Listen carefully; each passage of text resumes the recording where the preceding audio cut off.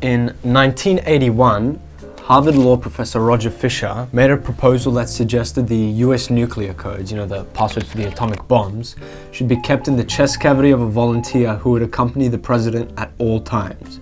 That way, in the event of nuclear warfare, the impersonal decision to kill millions in a nuclear launch would first have to go through the personal decision of killing a close acquaintance by prying his chest open in order to get access to the codes. I've always had a strange relationship with the space that exists between doing something and seeing the result of that doing.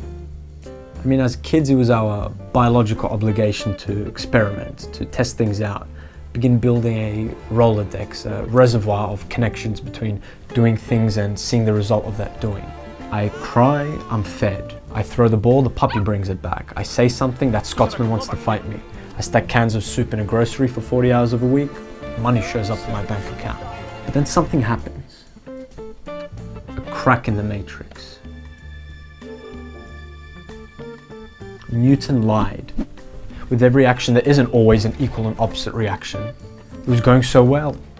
You said the I love yous, you bought the flowers, you said the good mornings and the good nights. Then one day, as if by magic, she's gone.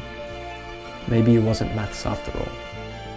I've always hated distance between action and result, because you can't learn from distance. Well, you can't learn as well or as immediately. I mean, just think about the way we're going as a technologically hyper-progressive species, We seem to be doing a fantastic job at expanding the distance between action and the result of those actions being visible to us. We can press a button and pretty much get whatever we want, whenever we want, wherever we want. The reason I brought up that whole thing about prying nuclear codes from the chest of a close acquaintance was because I thought it was a perfect, albeit slightly Transylvanian, representation of the current state of affairs. Okay, let's take it down just a tad and use social media as an example instead. We don't consider the radioactive levels of damage we're capable of causing through the things we write and show online, because it isn't real. The same way nuking some city whose name you can't spell, let alone pronounce, isn't real. But tearing open the chest cavity of a close acquaintance, that's real. Or looking at someone dead in their eyes and telling them something instead, that's real. And sure, there's something to be said for the slow burn, the every dog has his day, the what goes around comes around. But not for me. For me, I feel like it's my job to keep chopping through the jungle until the space between my actions, my labors, and the results and the fruits of those labors shrink as close as they can get to nothing. I always say that I wish I was a sportsman instead of whatever this is. I say that because in sport, you witness the outcome of your efforts, the fruits of your labor immediately. The ball either goes in the bucket or it doesn't. You either make that uppercut or you take that uppercut. It's all there immediately in your face, provocatively waggling its finger in approval or disapproval. Kobe or an Ali.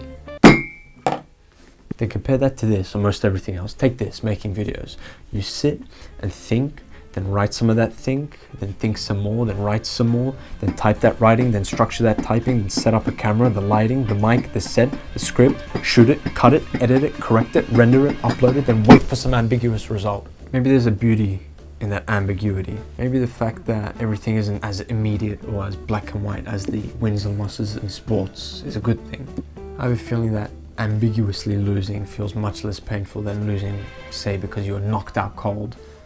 But then again, I feel like ambiguously winning would feel much less triumphant than winning, say, because you were the first to cross the finish line at the Monaco Grand Prix.